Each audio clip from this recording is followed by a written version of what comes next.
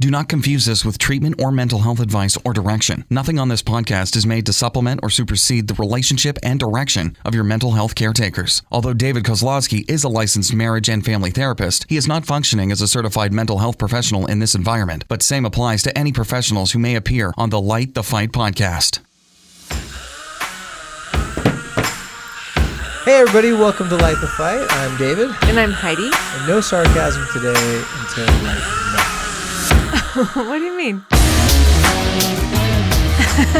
That was my sarcasm. But I wouldn't be sarcastic. I was like, the sarcasm has no end.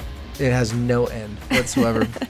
Well, I hope all you out there in the world, wherever you're listening to our podcast, hope you're having a great day. Hope summer's treating you well.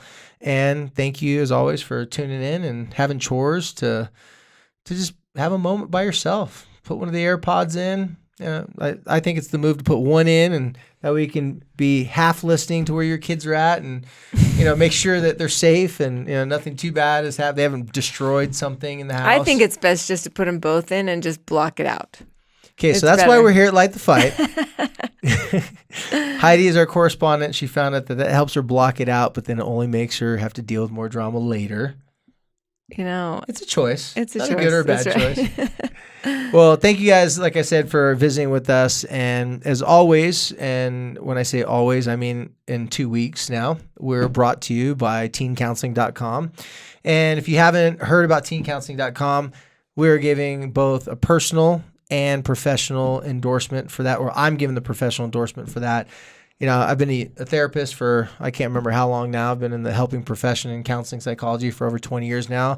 And I'm so excited to tell you guys about teencounseling.com and how they've used technology to help us bridge the gap of connect with their teens. It's no secret to our listeners how difficult it is to find a therapist for teenagers.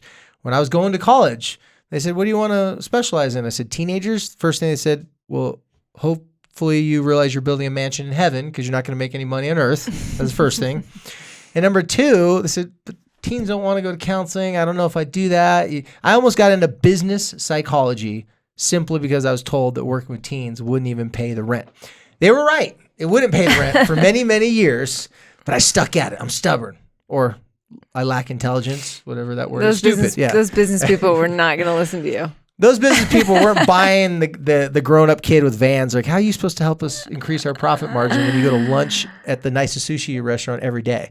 Point is, teencounseling.com, they're going to connect you with therapists in your area that are licensed, that have the qualifications that you're looking for. They have a screening process, and here's how it works. Your 13-year-old will be meeting with a licensed professional counselor and spend most of the time on their phone, their smartphone, with this counselor. So that means they can use the app, which is similar to like FaceTime, texting, and phone calls. The process simply starts by you filling out the short questionnaire to help you understand the relationship with your teen and to help the therapist understand the relationship, help the therapist understand what's going on in the family, your relationship with your teen, and the specific needs you're going to have. Once you've been matched up with the therapist in the network, the specialist is available to start communicating within 24 hours. They will make sure that you get a chance to talk to the person, see the person's credentials, ask them questions, make sure that they're a good fit. Then once they've been approved, the counselor and your teen will begin communicating directly. Teencounseling.com, they are absolutely committed to facilitating the best therapeutic matches. Now, I want to just mention this. I said it last week, but suicide and certain really high intense crisis called a very high level of care. I don't want people to think that you're going to be able to call teen counseling, hey, my kid's suicidal, what do I do? That's not what this is. This is to build a therapeutic counseling relationship to help your teen what they're going through in their life and help them progress and help your relationship. But there are some things that take immediate action. So if you're worried about your child and there are manifesting suicidal thoughts, feelings, or even a plan, please reach out to local resources, suicide hotline, your local mental health professional if you have one, medical professional. But teencounseling.com is not trying to take away from the crisis part of it. They're trying to provide you a real life opportunity using technology to connect with your teen and also have your teen connect with someone who has the right information to help them deal with whatever they're struggling with. That's relationship-based, depression, anxiety based. So teencounseling.com. It's affordable. All you got to do is visit teencounseling.com, use /LTF for Light the Fight, and help your teen take charge of their mental health right now. Light the Fight listeners get an extra 10% off by using the teencounseling.com /LTF. I can say in just the 2 weeks of us doing this, Heidi, we've had in the first week, we had a ton of people visit the website. A lot of people start the process. And even in 1 week, there's already one listener started counseling. We've gotten some of your feedback. Please continue to give us the feedback. We appreciate that you take our word for it and you trust that we're not just giving you a sponsor, just any random sponsor. But we've only had one sponsor for a year. So we went through the process to make sure that they have exactly what you need. Because like I said, finding a teen counselor in your area, in some cases, it's extraordinarily difficult. In other cases, it's just not available. And if there's a couple good teen counselors, they're going to be packed. They're going to, like me, I'm not accepting new clients. And I may not be the best teen counselor out there, but at least I'm good enough to, only see so many people during the day. There's only so many hours during the day. So teencounseling.com /LTF. Interestingly enough, I just want to add one thing. We've said on the podcast before that the biggest question that we get, the most comments, DMs, messages that we get are kind of like, is David taking new clients? How can I be seen? How do I find it? Yeah, looking for help, which is why we were really intrigued by this opportunity. The second highest, I don't really have statistics for this. A lot of you say, how can I get my teen that I know is struggling to actually talk to somebody? And just really quick, this isn't really the topic that we're planning to talk about, but really quick, one of the things that I want to suggest is that, I hear from a lot of parents out there that are saying, I can tell there's something wrong. Something's off with my teen. They're exhibiting this or that, or they're doing this or that. Sometimes it's really extreme, like some type of a blow up, someone got in trouble. Other times maybe you can tell that like they're sad, they're isolating, they're not doing the same things that they've normally done, or maybe their behavior is changing, or something's just off and you can tell. One of the things that I want to recommend is that the stigma that exists in the world, that if you've got to go to a counselor, if you've got to go to therapy, if you've got to get help, that means that you're broken. That means that there's something wrong and, mom can't fix it. Mom and dad can't handle it. We got to turn you over to a professional. And I think that sometimes the messaging behind talking to somebody is really negative. And I think that as parents, we really have an opportunity to say things like, number one, not having a conversation when everybody's mad and doors have been slammed and that's it, you're going to therapy, maybe no threats. No therapy threats. Like parents. that. But I think that there is an opportunity to say to a teenager or to say to a child that may be struggling. This teencounseling.com works from 13 to 19. And I've had a lot of you reach out that do have kids younger, in a younger category. And this digital, they've learned that this digital technology doesn't quite work for those younger ages. So in that case, you'd need to work with your pediatrician, work with your school, ask around to neighbors and friends. But your messaging as a parent, in going into the situation, making a statement like, I've noticed that you're not, whatever it is that you've noticed. I've noticed some changes. I noticed you don't seem happy. I noticed that you're not hanging out with your friends anymore. I've noticed that you're struggling, or I'm sensing that you're struggling. I don't really have all the answers, and I wish I did. I wish that I had solutions for you. Sometimes just talking about it, getting some outside perspective from somebody who really knows they're doing really helps, and maybe just try it once, see what you think. You as parents really have an opportunity to make talking to somebody and talking through your problems, giving that child a chance to get some tools and perspective that maybe you can't offer just because you're in too close and you don't have the credentials. And maybe they are looking at you saying, well, my mom has got all these other problems. I'm not even going to add to that, or, whatever. So I just want to add, in general, as I listen to the questions that are coming in, and I know the feeling of just being so worried, knowing that your child needs help that you can't give them. Try that. Really, let's just give this a shot. Let's just try it once. If you hate it, done. We're out. I think there's a real opportunity to kind of change that stigma around this.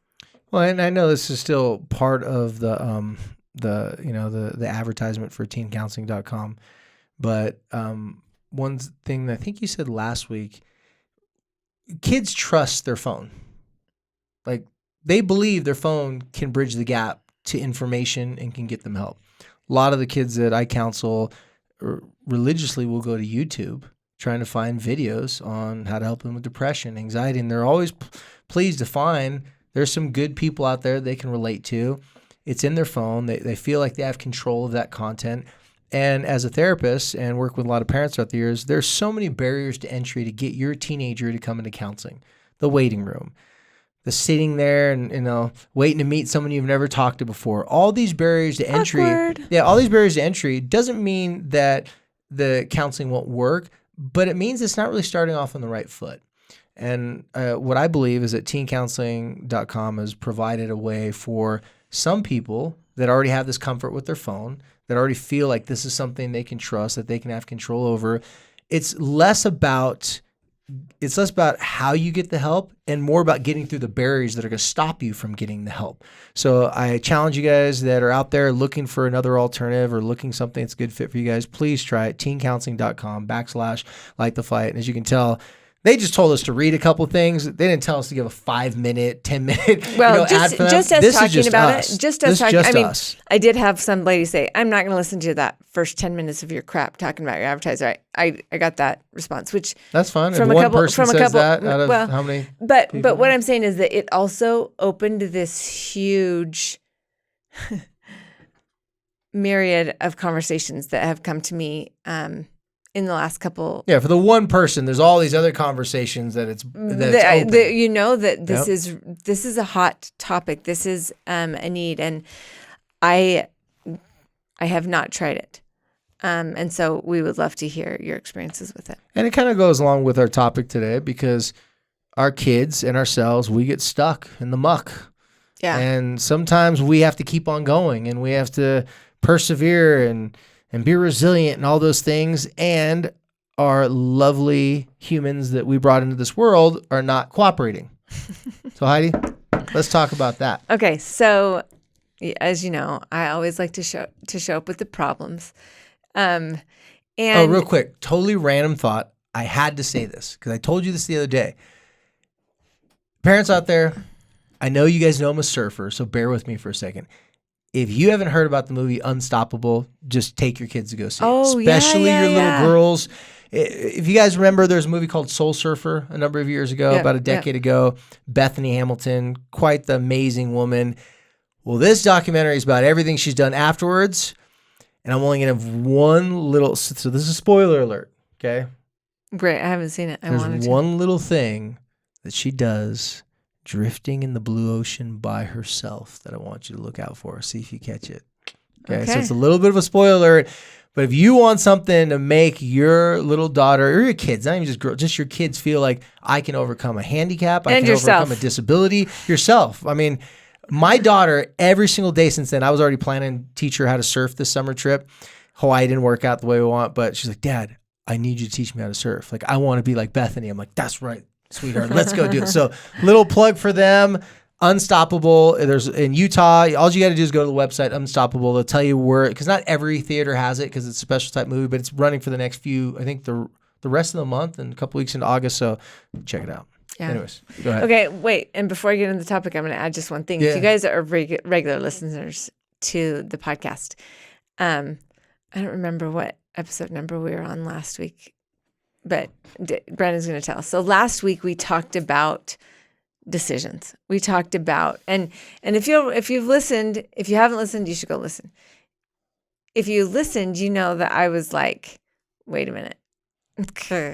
I'm not supposed to give my advice because I am good at giving my advice, especially when there's a decision that needs to be made. Okay, well, so I shared, so I went home and I kind of shared that I was just dealing with one little decision in our family that I was worried about, and so it was number 67 was the decision making one. So if you haven't listened to it, go listen to it.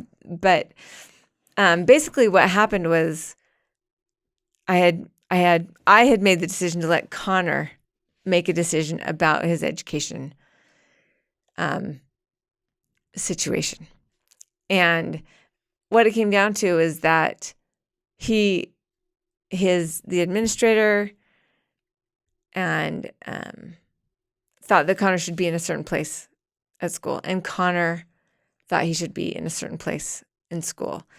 And I had heard from the administrator that Connor was placed where the administrator thought he should be placed. And so since school got out, I was like trying to figure out how I was going to let Connor know and how I was going to deal with it. And so we had this conversation, and Connor was furious and hurt and upset and sad and devastated.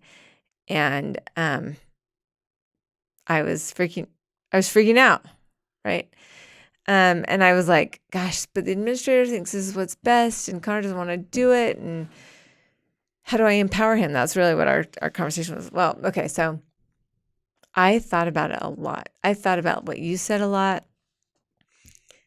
I was really stressed about it. And I decided to come to the conclusion that, sixth grade was going to be sixth grade no matter what happened. And that I was going to empower Connor. And we discussed the alternatives. And I waited, and we gave him 2 days to make this decision and to come back to us. And he came back to us and stayed with what he wanted to do, which was going contrary to where he was placed and what I thought and blah, blah, blah. So that meant that I needed to go to the school and try to make these rearrangements. And I was stressed about it. And so I went to the school, and I had to actually wriggle myself in there because the school hasn't opened yet, and those people don't want parents coming in, and I wasn't getting through to anybody on the phone. And so, man, I used my resources. I got in there, and I'm talking to the secretaries who I love. And I was like, you guys, this is the problem. And I spill the whole story. And they pull it up, and Connor was not placed where I was told he was placed. He was placed where he wanted to be placed. And I was so confused. And I'm like, what is going on? And upon further talking, so the principal retired, the administrator retired, and the secretary said, right before school ended, the principal had a conversation with Connor and said, this is what I think is best. And what do you think? And I guess Connor gave him very compelling reasons why he wanted to be over here. And apparently the administrator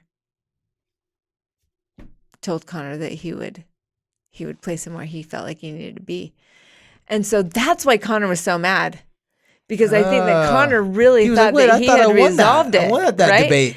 And so all of this, last week's podcast and all of my stress and anxiety and me trying to was all for naught? Yeah. Well, one thing we do right? know, though, one thing we do know, here in Utah, you see a lot of these billboards on the side of the freeway. It says Craig Swap and Associates Attorney. That's me saying Connor Swap and Associates. He's got the makings of a good negotiator. Well, it did make me realize that, again, that empowering your kid to make a decision. Okay, so Connor hates school. We know this. Yeah. Him and a couple other kids, I'm sure. I come home from school. He's at a friend's. I go track him down. And I said, Connor, I got to tell you this crazy story. And I told him what happened. And he started jumping up and down, like doing this happy dance. He like a Fortnite kind of happy dance? Yeah. He starts school in 2 days from now. Yeah, it's summer school. And, I mean, not summer school, but all year round on school, his track, yeah. And I was like, he's happy. He's happy about this because this is the decision this is where he wanted to be. This is the decision that he made when he was given the choice. And I guarantee you, he's going to be up on time, ready to go to school. You didn't have to co-sign, go to bat for him. No. And so, I mean, granted, it was all for naught. And it was kind of like, okay, this is an exercise for the special mom. But it was really an interesting experience for us. And, the other funny thing was that Quincy was like, yeah, I listened to your podcast about decisions. She goes, I thought it was going to be about me. Yeah, so. You're poor kids, man. They never know when they're on the chopping blocks. Like, great, mom's telling her whole life, and then 10 years from now, we can go back and listen to it. Well, like, we are definitely learning from each other. That is for sure. That's why Light the Fight is gonna stop when my kids hit teenage years, because they'll basically pull the plug on that. Like, Dad, no more. I'm just kidding. It's not gonna stop. Well, thank you for giving this update. Yeah, and pretty cool. Did that teach you a lesson that sometimes 1 out of a million times your worry is not needed? I really feel like I need to worry. But that was pretty random. That doesn't happen too often. No, it was really it worked out perfect. It was really a good thing. So, and I think I've gotten a lot of really great feedback about last week's episode. From actually a lot of people that I know. And you guys, believe it or not, a lot of teenagers are listening to the podcast. I know that. I was surprised. A couple in the past couple weeks told me, hey, I really like what you said about, and I looked at, I'm like, wait. They go, yeah, I listen to Light the Fight. And I was like, why would you? And they looked at me, and this. Yeah, you're not supposed to ask people why they're listening. No, I'm like, why would you listen? And I'm talking to teenagers, right? Both of them, in their own way, they said, because I found out you guys give me the secrets of how to be able to get my parents to do what I want them to do. And I tell my parents, I'm like, there's one girl, she said, I sent my mom the podcast on the, what was what did we call it? No less, so your kids can learn more. She sent her mom that. Didn't tell her, just said, Mom, why don't you listen to this podcast? Because her mom loves podcasts.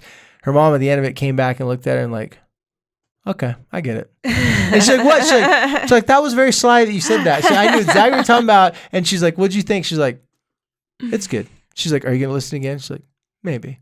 And she goes, seriously, Mom, you need to listen again. She's like, I've already listened to 20 episodes. She's like, okay. Apparently the mom binged over the weekend. So cool little feedback for a teenager. She's like, I had a feeling that if I learned her language, I could, Yeah, it's a pretty. Hey, I'm all about manipulation. Manipulation simply means to tweak or change. That's right. It's, it's working. Gentle persuasion. Okay, so anyway, what I wanted to talk about is actually referring to a podcast episode from the anniversary of Corey's death. So it was a couple weeks ago. And one of the things that I shared that I've learned since losing Corey and in the last couple of years is the importance of just allowing myself to feel. And I kind of talked about it in the sense that I know that I medicate with busyness. That's how I prevent myself from feeling. Yeah. And it tends to work when you have to get a lot of things done. That's your stress of choice because you can create and change things with your business. It works great. So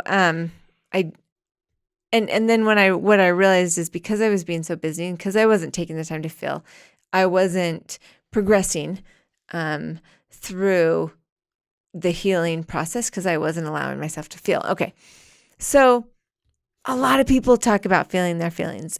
I feel like it's one of those. Well, it's even so trans. Like I'm in my feels. Yeah, you know what I mean? Like it's been one of those kind of like cultural kind of slangs this past couple years. And I think that there's a lot of value to feeling. Kiki, are you with me? Well, and we do say, like with the emojis, we say all the feels, because we're recognizing that every situation has a lot of different emotions attached to it. And there we go with the and. So as a mom, and as a mom, and then as like a hyper emotional individual. I mean, you can be both of those, hyper emotional and a mom. It's amazing. It's almost necessary to keep your kids alive. Otherwise, maybe so. Lord knows if those dads out there raising kids 1 and 2, they wouldn't eat too many times. So we talk a lot about feeling your feelings, but it becomes a problem if you kind of get stuck in your feelings. And I see it in myself.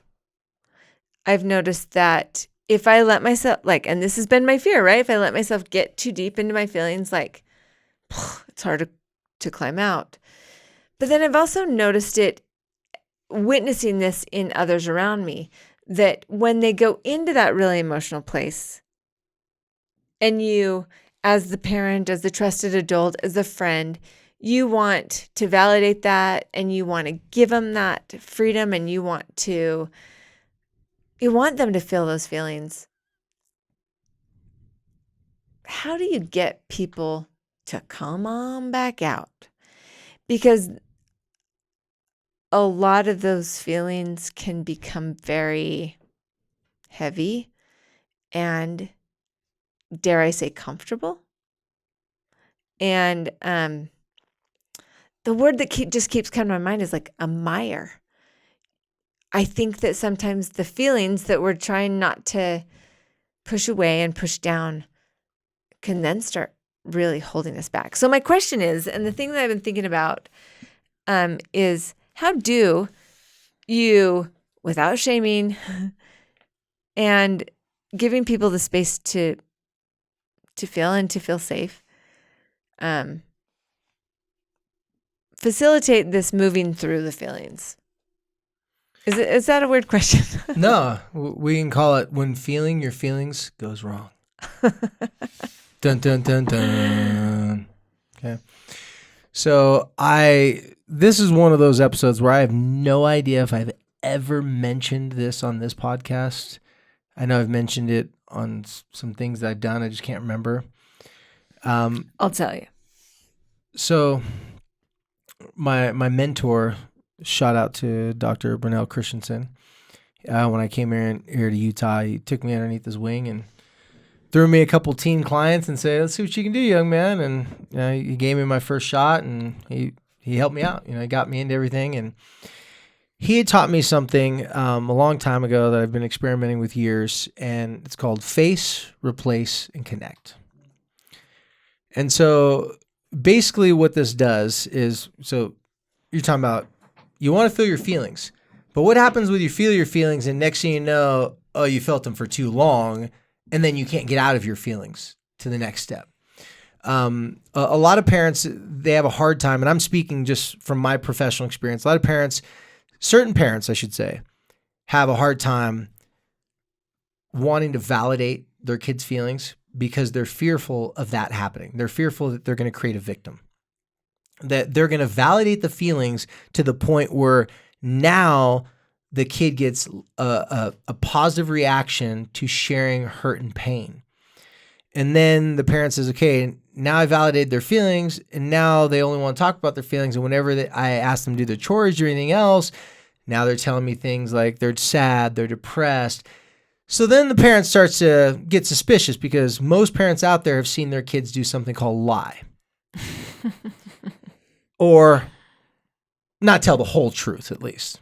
And to over-exaggerate because they don't feel like doing something. So on one hand, there's a type of parent that doesn't want to validate too much of the feelings and help their kid feel their feelings.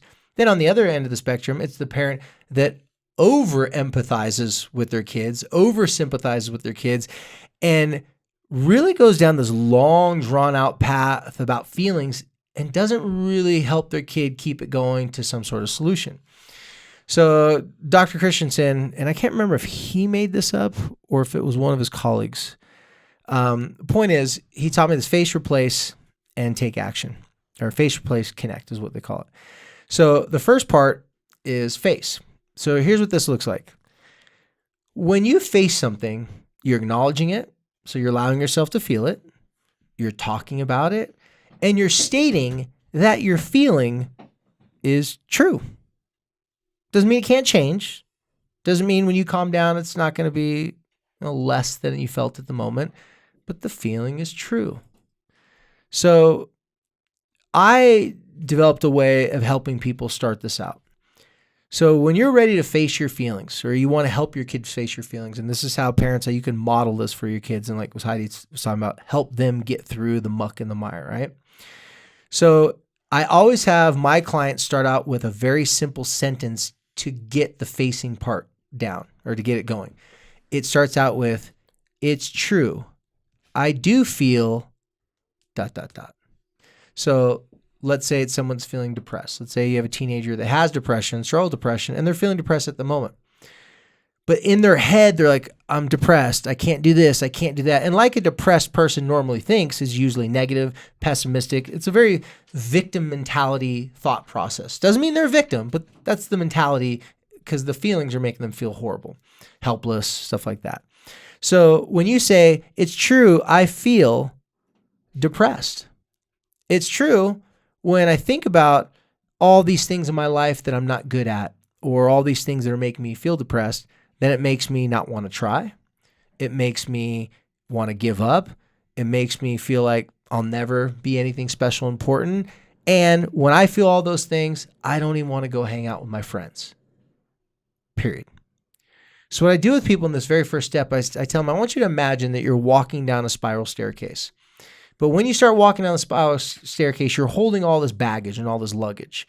And every time you go down a level, you get to drop off a bag.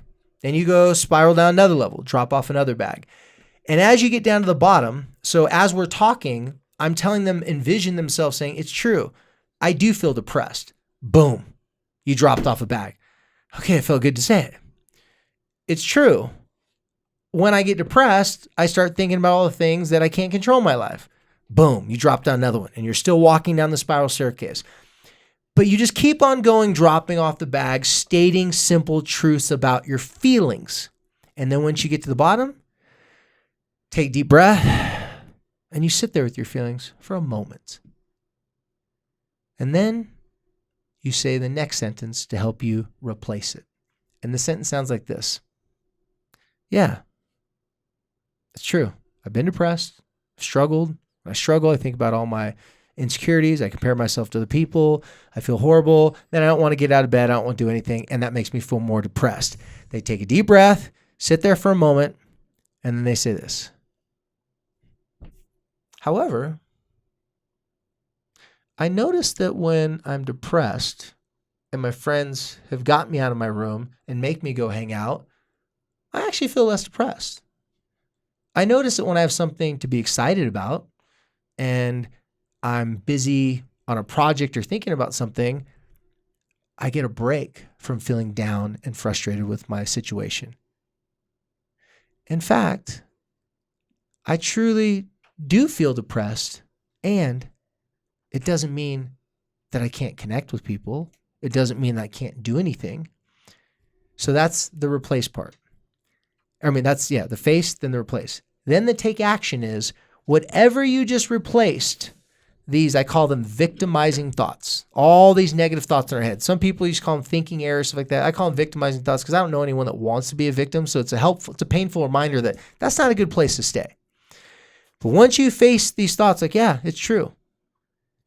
Then you say, and, or however, the reality of it is, just because I'm depressed doesn't mean I'm always depressed. Just because I'm depressed today doesn't mean I'm always depressed. I wasn't depressed last week. I know tomorrow I'm hanging out with my friends, and so I'll probably feel better tomorrow. And then once you replace all that, then the next step is you actually go and do and follow through with the things that you just said. So with face, replace, and connect, this is a simple reminder for all you listeners out there. Oh, your feelings are real. Your kids' feelings are real. And they're not necessarily reality. Just because you feel like crap doesn't mean you are crap. that's the way you feel at the moment. That's really the sign that I need. Like, Well, if anyone could make the sign, I'm sure you have some materials next door. It's not a bad sign idea. No, your feelings are real, and in big bold letters, they're not necessarily always reality. So this is a play with us as human beings. Our feelings drive us, they motivate us, they scare us, they fear us, but our feelings are so based on dun, dun, dun, dun. And reality is based upon 1 + 1 = 2. You may not want it to be, but it is. F, if you lean it forward, isn't a one-legged A. It's an F. That's what I try to tell my parents. I'm like, it's technically a one-legged A? Like, you mean an F? Like, yeah. Okay. Just because we feel something doesn't make it true. Okay, so are the replacing thoughts, they're not like cheerleader thoughts. No. Like, okay. Actually, I am good and people like me. Okay, well, let me finish what I was going to say. I have something because it's probably so going to answer your question. Okay, here's the different types of people that I have and the teenagers that get stuck in the muck, okay? The number one common thing, especially for people who are down and depressed a lot, is they will say this. Okay, I tried your face replace and connect. I'm like, okay, how'd it go? Horribly, it didn't work. I go, why? I go, well, I started to face it and I started to say, it's true. I feel depressed. I feel hopeless. I feel worthless. Nobody loves me. And they just kept on bathing in the hurt and pain of their disappointments and all their feelings. And they never actually replaced anything. They took it to the umpteenth degree. So this is the type of person, maybe you're this person, maybe you know this type of person, where they come in and you say, hey, is everything all right? It's like, I'm glad someone asked. No, it's not all right. And they will talk your ear off for an hour about how bad and how troubled it is. And every time you give a suggestion, oh, remember last time you did this? Or why don't you try this? Or why don't you exercise? Why this? And they say, no, I can't do that. I can't do that. And they shut down, dismiss. They block off any type of entry point to you moving them out of the situation. They dig their heels and they say, nope, I'm staying here. I got food storage. I ain't going anywhere for a while. They never stopped facing it. Though they faced it, but it's when feeling your feelings goes wrong. You felt it too long. You overfelt it. Then I have the other people come in, this type of person, and teens, adults, if this works for everybody. They come in and say, oh, did you face your place? I go, yeah. I go, how'd you face it? I go, well, life sucks, and it's sour like lemons. We just got to make lemonade out of it. I'm like, so how'd that work? Horrible, because I know it's not true and it's super corny, and I listen to your podcast about platitudes and it's a total thing that everybody says and it doesn't even work. Those are the people say, I'm fine, it's okay, yeah, I'm sad, but anyways, and they can't stay in the feelings for longer than 1, 2, I'm out.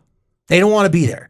And so what happens is the first group of people I just said, they face it forever.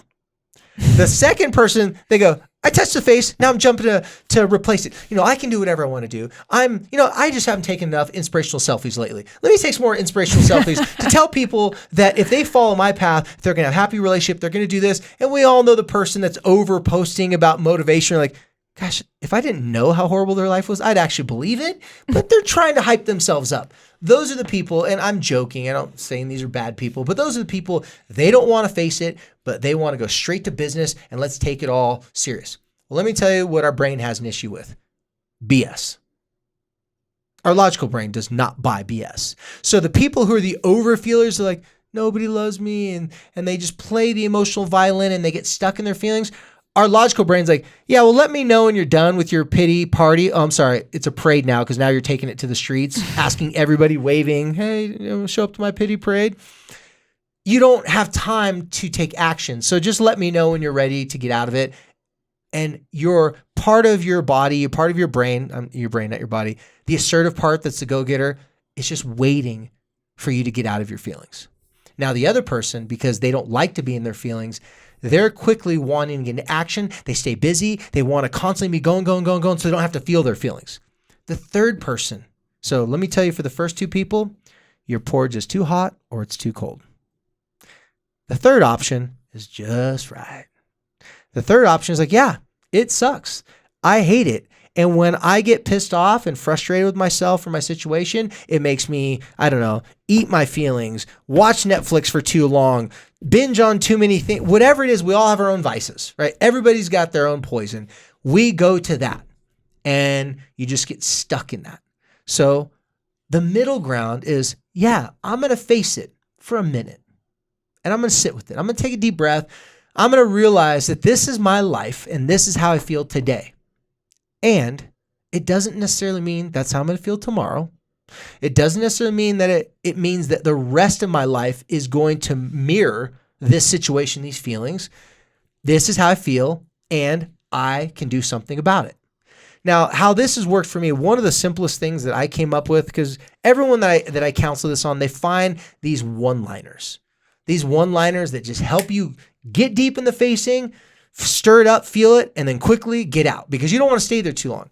Some of my one-liners is, yeah, I feel like crap. I feel this. Okay, this isn't the one-liner. This is the facing part where I'm just talking about me walking down the imaginal staircase, saying how this sucks. This person did me wrong. That. And at the very end of it, I'm like, and I feel like crap and I don't know what to do. Then I sit there for a minute. I'm like, you know what? The only thing I don't know is why I'm so emotional and worked up right now. But what I do know is I don't stay emotional and worked up for too long. So maybe this is a pattern of me going through something hard. It's going to piss me off. It's going to make me realize I got to step up my game and do something different. Maybe this is actually exactly what I needed right now to push me to be a better version of myself. But if I feel my feelings too long, I won't get out of the quicksand.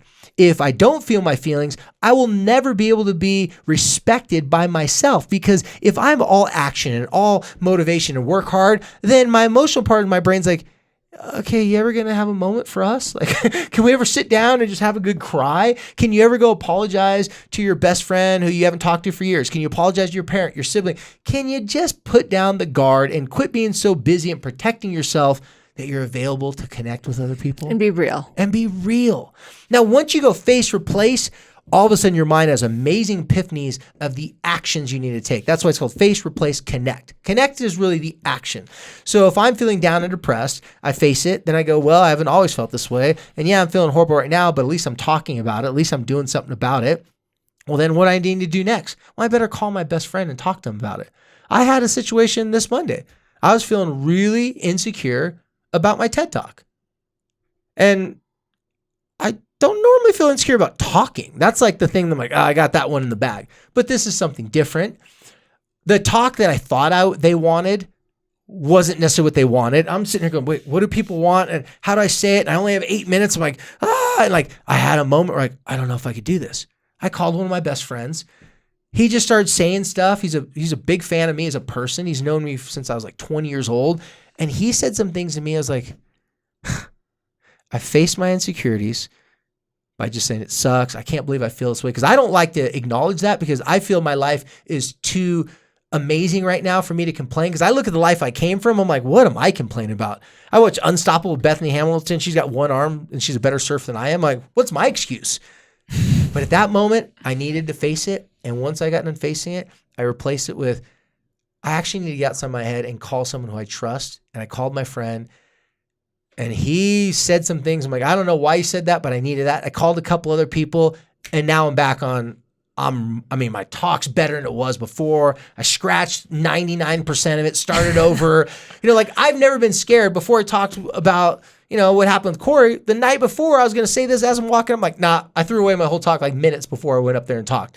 So to face it, replace it, and take action, it's 1, 2, 3. But most people want to go 1, 2, and then they never get to 3. Or they'll go 2, 2, 2, or they go 1, 1, 1, 1, 1, 1. Oh, what was number 2? I had to replace it. Oops, sorry, I didn't. Now I feel horrible. Now I'm going to go, drink myself to sleep or eat myself into oblivion, whatever it is. So 1 is face, 2 is replace, and 3 is take action. But this is what I teach to parents that have the kids. If you have the teenagers, or even if they're younger kids, that do the verbal or the facial expression of the dead weight child. When you go to pick your kid up and they go limp and they're like 10 times heavier. Well, sometimes that's verbal and emotional, like, no. They're laying on the street. You're like, it's 100 degrees out here. You're going to burn your skin off if you don't get up. I know you like to have a temper tantrum at 10 years old, but you might want to get up. And then you see them, no, and you're like, I don't know if I can pull my kid out of this one. So this is what I teach parents to model for their kids. You have to speak the language to the person. If you have someone who's been inundated with victimizing thoughts, if you think they're acting like a victim, it's not because they are victims, it's because they've been entertaining thoughts that a victim would have if they were actually victimized. So instead of treating them like a victim, like, what's wrong with you? Why are you doing this? You model this for them. Say, hey, I don't blame you for feeling that way. It's true. You did have a hard day. This did happen. And you just validate it and you face their feelings for them.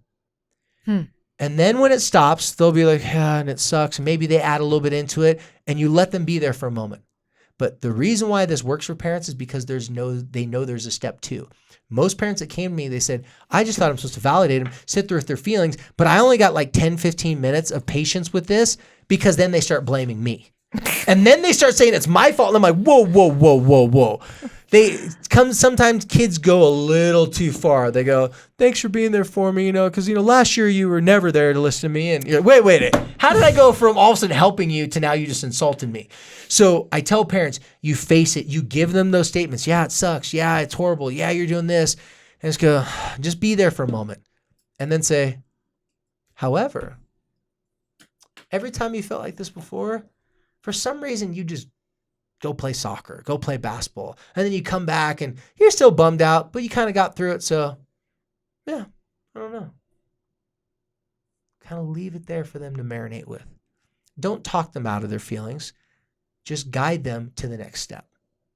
They will follow. Because when you have someone laying in the street or in the aisle 3 at Walmart, more realistic. And you didn't get them something that they wanted. Now their whole day fell apart. You have to get them going without child abuse. Ideally. And without looking like the mom that everybody pulls out their phones like, let's record this. This would be good for I know there's those pun sites about Walmart people and stuff like that. You don't want to be on a Walmart site you don't want to stab the balls moment. Exactly. Record it at Walmart because there's balls that you can stab there. They got knives and balls. You got all the equipment you need and plenty of witnesses. Okay. All right. So to help them face it, replace it, and take action, you would actually have to do it for them until they pick it up. So all the parents that did this, they started to talk like that, and then they noticed their kid go, hey, Mom. It's like, yeah, I mean, you had a rough day. It's horrible. But yesterday you had a rough day, but you turned it around. Maybe you could do what you did yesterday. This mom looked at me and was like, yesterday I went and got a massage. She's like, I can't get another massage. I gotta go. But she's like, I can't get another massage. She's like, I tell you what, how bad do you feel for me? Kid was like, well, I don't know. She's like, could you rub my neck for a little bit? It's really hurting. Because I got a massage yesterday. I couldn't get to it. Kid's like, sure, Mom. That was a win-win in so many categories for this mom. I can't give you all the detailed information about it, but it was just a win. So if we want our kids, we talk a lot about modeling, if we want our kids to do this, but they don't have the skills and capable of doing it, you actually have to do it for them. And it's basically in proxy. You're doing something for them that at the moment they do not have the mental wherewithal, the language to do for themselves. So you do it for them and they will learn just by watching you do it. Reminding them of success, reminding them of what they're capable of. For my... Which one of the parent, by the way, do you think you fell in? I just usually freak out. Like, oh no, they're sad. I would just always freak out about everything and worry. You're a tweener. So what happens is you're the hybrid, okay? You're the fringe, okay? When you go into the feels, you're 100% into feelings. When you go into the I'm not going to feel, I'm going to work, you're 100% of what are feelings. Like you don't even know what feelings are. But here at Light the Fight, we get to see both of Heidi. We get to see her navigate both of those at the same time. Work people will get more of the work one of you or the feelings one of you, but you really are kind of like you're 50-50. You're 100% whatever you do. Just, Well, and for me, personally speaking, I've gone through a lot of hard things in my life where it caused me to feel, to get into that muck. And they don't have to be like the Corey hard things. No. They could be like a product line that you developed, like it just went south. I mean, there could be lots of things you put time and effort into. Right. And, I want to share, just because I know kind of some of my fans that listen might think this is kind of interesting. I remember one particular time, and this is about 10 years ago, and something had happened in our family that was devastating to me. And, quite honestly, I lost a big contract. We had to short sell our house. I felt horrible about who I was as a person, and it made me doubt everything. And I was very much in a very dark place, and I had no interest in actually getting out. I mean, I knew that I was going to have to eventually. I did. And I remember, and I don't think he'll mind that I share this. I have this friend in the industry, and his name's Tim Holtz. And shout out to Tim. And he's a peer of mine, a creative peer, and also like a friend. And he listened to me. And he just 5 minutes, right? Because that's all long it took. Well, we didn't have a lot of time. Okay. But, he knew. I was joking. He knew what was going on. He listened to me, and he kind of nodded his head, and he goes, "You are freaking Heidi Swap." And I remember,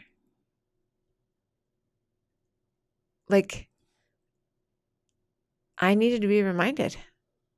So in that case, you were all about the facing, but you never got out of that. I didn't. And it was interesting because it took somebody, and I have a little tears in my eyes here, because it took somebody that I really valued their opinion and that I knew cared about me and wasn't like just trying to shuffle me on through or didn't want to listen to me, or it was like a customer service compliment. Right. And it shook me up. It helped me step up. It reminded me who I was and what I'd done in the past, and that I wasn't a failure. I'd failed, but I wasn't a failure. And what was required in that situation is that I couldn't stand there and pretend like everything was fine. I had to tell somebody. I had to be honest about my situation. And I'll never forget. And now we kind of have a joke. He'll randomly just say, "Hey, freaking Heidi Swap," or whatever. And I thought you were going to say, he's like, "Hey, Hannah Swap." You're Heather Swap. Don't forget that. So I think that as parents, we are that valued, trusted. They know that we care about them because we have to.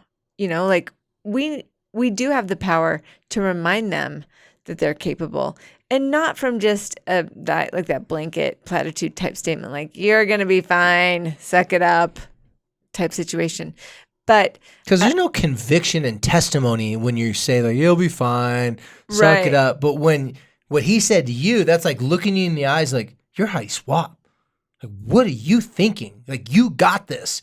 And sometimes we need someone to remind us, like you said, and to mirror for us what we're lacking at that moment.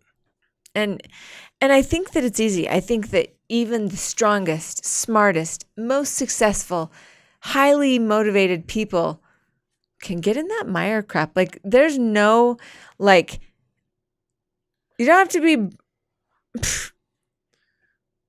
well, if it's not something special really, to get in the mire, If it's not something important or it's a meaningful thing in your life, you wouldn't be that devastated in the first place. Right.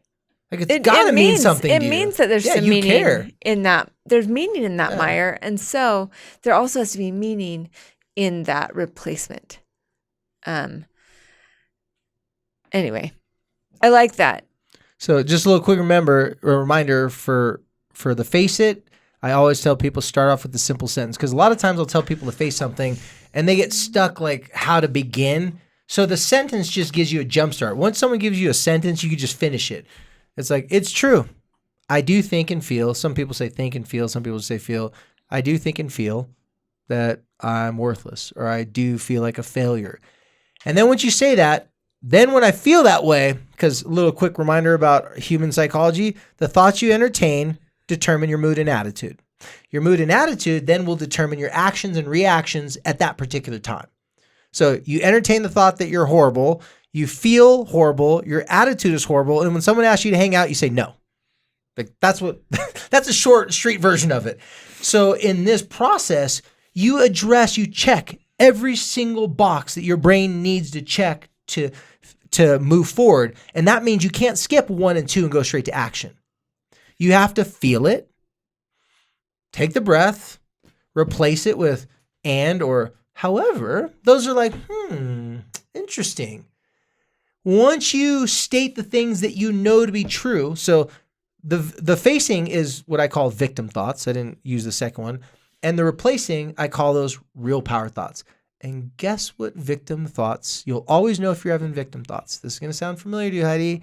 They always come in the form of a question or questioning statements. So the victim thought is like, I'm worthless, I'm helpless, no matter what I do. Damned if I do, damned if I don't. Like that's a victim thought. Tons of doubt. Okay?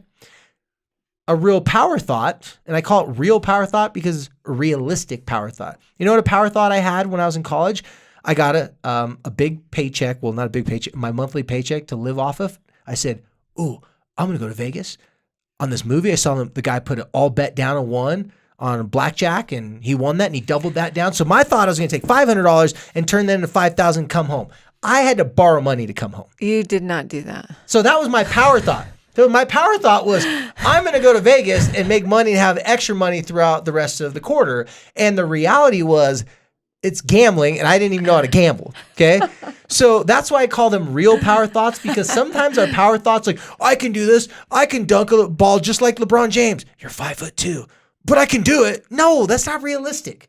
Sometimes our hype, and I'm using social media and that as an example of the overextension of our capabilities is, oh, I can do anything. I can do this. No, you can't.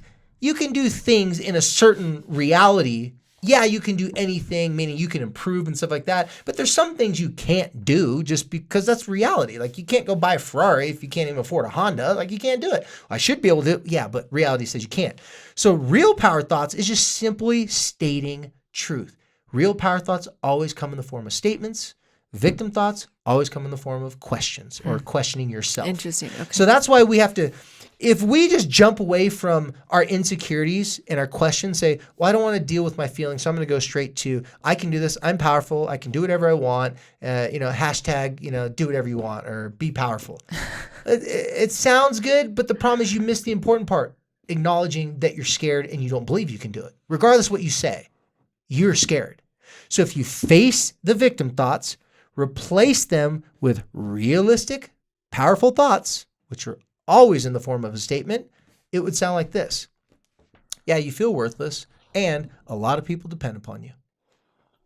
You feel like you're incapable because you care and you want to be capable. The reality of it is that's the way you feel today, but you didn't feel that 2 weeks ago. So do what you did before to feel like you did before. Do what you always did, get what you always got. Keep on thinking and entertaining victim thoughts, you're going to become a victim. You entertain real power thoughts after you face your victim thoughts, well, then you'll take action. That's how you get out of the mire. 1, 2, 3. And then the connection part is just take the action of whatever your real powerful thoughts are encouraging you or inspiring you or giving you ideas that you could do as an option to get out of the victim mentality. And for young kids and teenagers, if you have to do this for yourself, parents, you have to know when you're having victim thoughts. Yeah. You have to face them, replace them. Because if you start teaching this to your kids and you haven't done it, well, good luck with that one. It's just, you're not going to have any experience with it. It's like trying to, teach someone, how to play a sport that you've never even picked up the sport before. Like there's only so much you can learn from a book and YouTube. You have to experience it.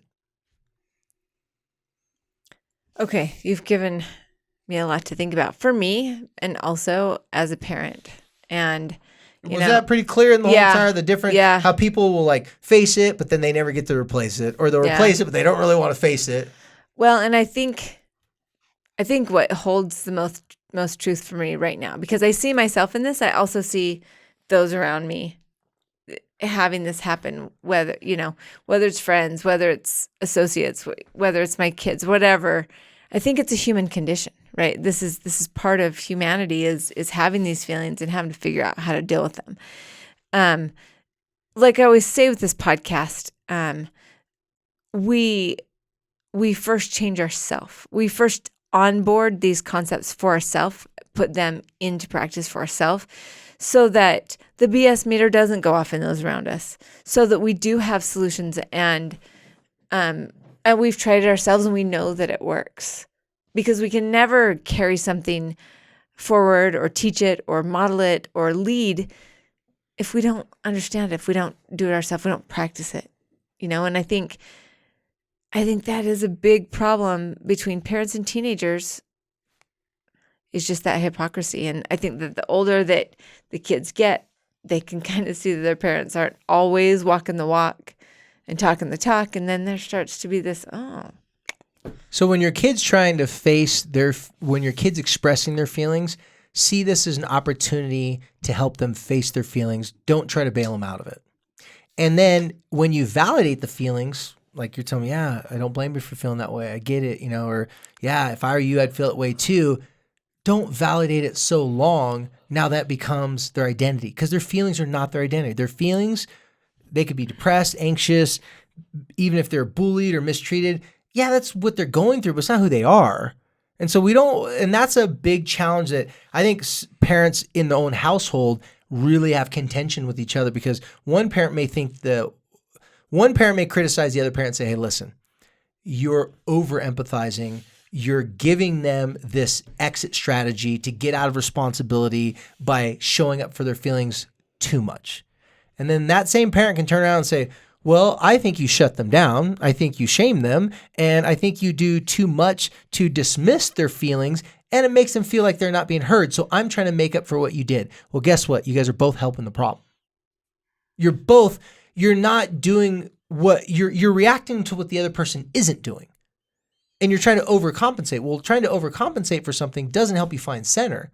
It just does the opposite of what you thought the person shouldn't do. So this is where 1, 2, 3 helps you. You get to check I need to be loving and show up for my kid. You get to check I get to help my kid move out of that situation. And then third, you get to be a part of seeing your kid taking action from the struggle they went through instead of defining themselves as the struggle. What's great about this also, if you think about the different people in your life that trust you, that talk to you, that come to you, that you see this in, and that you're, kind of in relationships with, it's going to be a very unique and individual process with each one of these personalities and each one of the people. And so once you kind of understand how it works, I like that it's a tool. I think what I'm trying to say is that like what is going to work in this case for Connor isn't going to work for Colton. And so, we talk a lot about the copy and paste. We can't just copy and paste it. You really have to use the system rather than simply just using the words. And that's going to start by trying it with yourself and try and you'll be creative coming up with what thoughts will thwart your victim thoughts and what thoughts will feed them as you practice this. Because you'll see, this is not rocket science. If you have a thought come to your head and it's causing you to question or doubt yourself, it's a victim thought. Plain and simple. That's the definition, a questioning thought. Now, doesn't mean it's bad. It just means you're questioning yourself. If you see that happening and you catch it and you face it in the beginning, it saves you from trying to recover after an hour of entertaining victim thoughts. You can entertain victim thoughts for a couple minutes and pull yourself out of it. But we all know what happens once we pull out the credit card and we purchase those negative, victimizing feelings and thoughts. We bought, we paid for them. Now they belong to us. We feel like we own them. Now we own them. Now it's like, and now we can look around and compare ourselves to everybody and see, my mom was right. I'm really not worth anything. Or this, that. Like whatever your traumatizing, difficult, negative critic voice inside your head will come to the surface. Now it becomes a monster. And you don't feel like you can slay that monster. You don't feel like you're capable because you feel victimized. And victims don't feel strong. They don't feel courageous. They don't feel optimistic. They feel downtrodden, disheartened. They feel wrong. They're trying to make sense of why they're in this situation, and it's easy to get stuck in that why. And I feel like, we've talked about this, and it's become very important for me to allow myself to feel and allow my children to feel. But I think equally as important is to move through the feelings. And so that's, I think, why I wanted to really talk about it, because, I think I've just barely gotten to this, like, okay, I got to feel this in order to heal from it. I got to, this is part of the process. And so I appreciate it. I think that you have given me a lot to think about. And, I'm certainly not exempt from those feelings and doubts. And one way I helped people hard. remember this in 3 basic words, because face, replace, connect, that's the steps, whatever. But one simple way that just helped a couple people, I don't remember if I came up with it or they came up with it, but it was feel, forget, forward. You have to feel it, but you must forget the feeling to move forward. Because if the feeling is stuck with you that you are worthless, you're that's why those real power statements help you forget the feeling. It's like, I feel horrible. And you feel great about other things. Because your insecurities and depression isn't about everything. Some kids tell me, I'm horrible at everything. I go, yeah? I go, so what level are you on Fortnite? Oh, I kick butt in that. Well, then you can't, that's a lie. Like, that's not it, or it's not a lie. It's not a true statement. You're good at tying I'm really good at, getting out of trouble with my parents. Well, then you're a great negotiator. Like, they're like, oh crap, like he's got a good point. I am good at that. It's really hard to remember the painful feelings if you forget. Well, if you remember the good stuff right now, you quickly forget the painful feelings. So that's why just 3 words that came up was feel, forget, forward. Okay. Well, I'm gonna go out into the field. Our correspondent. I'm gonna give it a whirl.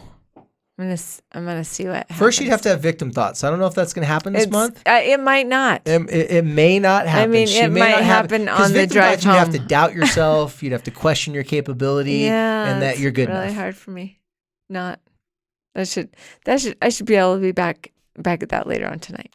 Yeah, the shame game that we've talked about. This is one process and step to get you through and out of the shame game. You can't avoid the shame game. So when the victimizing thoughts come, most people go, and they tuck tail and run, or some people go, really? Maybe there's truth to that. Those are both wrong.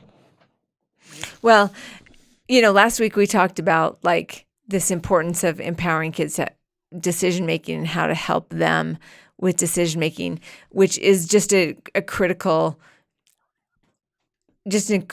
independent living skill, right? And then this one to me is another critical life skill. And these are the things that as parents, we really have an opportunity to empower our kids with. And so anyway, thank you. And we've probably, I don't know how long we've been going. Yeah, we can't go over time when we're the boss and like we do. Like, there's no one. These people are listening. They have weeding to do. Yeah, they have the car to clean out. I mean, have you guys even started picking up the shoes in the basement? There you go. Right? Yeah. Just start walking around. You guys can keep on listening. It's all good. Yeah, we can't get fired, Heidi. No one's gonna cut us off. That's a good thing about doing your own podcast. When I worked in other places, like we're going over time. Like, well, but I want to. We get to do whatever we want here as long as people keep on pressing the play button. Yes. And you guys, thank you. Yes, thank you for listening. And thank you to our community sponsor. Yes. Made this all possible, 1-800-CONTACTS. And what did we learn about 1-800-CONTACTS? They got some great things that they can do that we didn't even know they could do, Heidi. We didn't know. We didn't know that they can also help us get prescriptions. They can help us get prescriptions. Are you saying on an app you can take the eye test? I haven't. I got to try it. Well, visit 1-800-CONTACTS because they can do a whole lot more than Heidi knew they could. It happens. You guys, I don't know everything, as it turns out. Well, we can face that victim thought on the way home. And you guys, our vision is important. It is. Geez. Having some vision Funny thing is, problems. I don't even have contacts, and I knew more about what they could do for us than you. I mean, But I did. have you- We'll okay, we'll talk about our We'll visions tell- another time. Anyway, we appreciate you guys. Thank you. Thank you very Please much. know that you can email us. You can DM us your feedback and your questions, concerns. It helps. Probably doesn't help David as much as it helps me. It makes me feel good to know that I'm not the only one that's kind of Helps you get in your good feels. that. It does. Helps me realize that I'm not alone. And it gives me a chance to connect with you. And so please know that we're here, even if you don't hear right back from us. We appreciate you. We're in this together, you guys. And I know that as we come together and find solutions, focus on solutions, learn how to improve our relationships, change the conversations in between our friends and our family to like all the problems, to talking about solutions, amazing things are going to happen. And I'm seeing that in my own family and with the friends around me and with my kids and with their friends. Like, it's very empowering, very gratifying. And you know what? There's never going to be a shortage of problemos. Darn it. But, and we can really get better at, number one, not freaking out. Number two, erring on side of the relationship and not stabbing any balls. So you guys, as always, thanks for joining us and thanks for helping us to light the fight.